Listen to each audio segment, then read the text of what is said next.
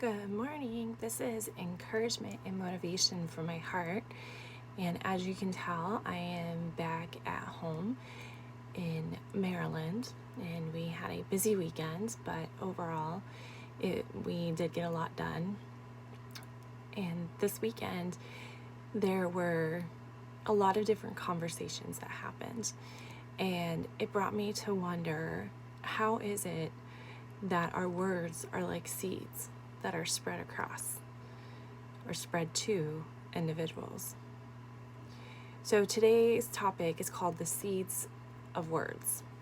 And I'm going to start out by reading from Mark chapter 4, verse 13. And this is called the parable of the sower explained. So then he said to them, "Don't you understand this parable? How then will you understand all of the parables?" A parable is like a story. "The sower sows the word." So we're like the sowers. "Some are like the word sown on the path. When they hear, immediately Satan comes and takes away the word sown in them. And others are like seed sown on rocky ground. When they hear the word, immediately they receive it with joy. But they have no root. They are short-lived.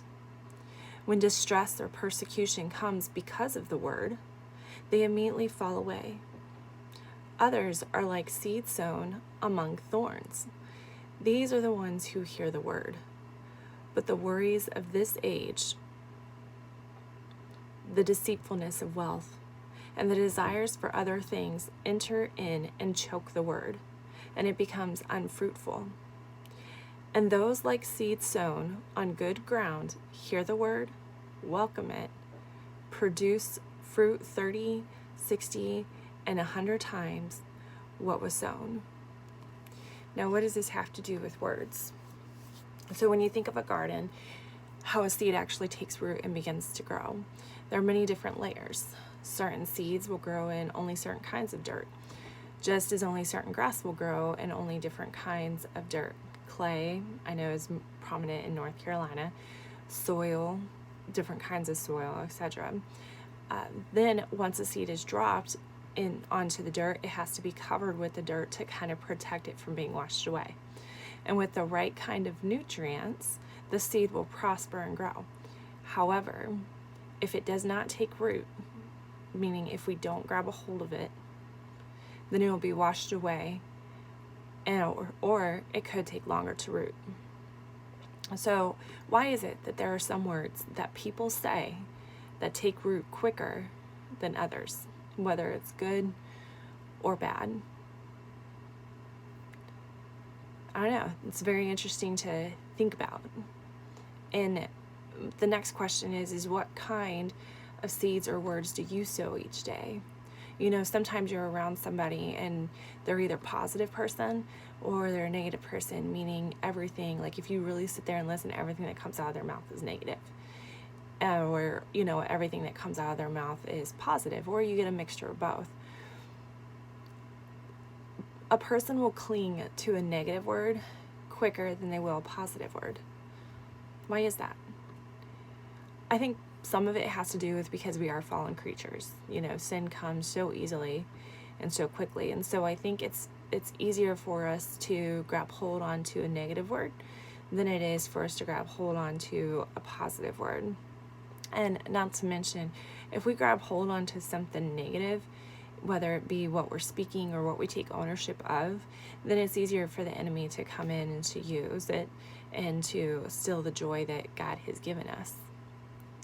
So today and throughout this week, just as I'm going to be examining my heart and the words that come out of my mouth, I want you to examine the words that you sow. Are they more positive or are they negative? Do you believe what God and who God says you are? Or does it change depending on what others say you are?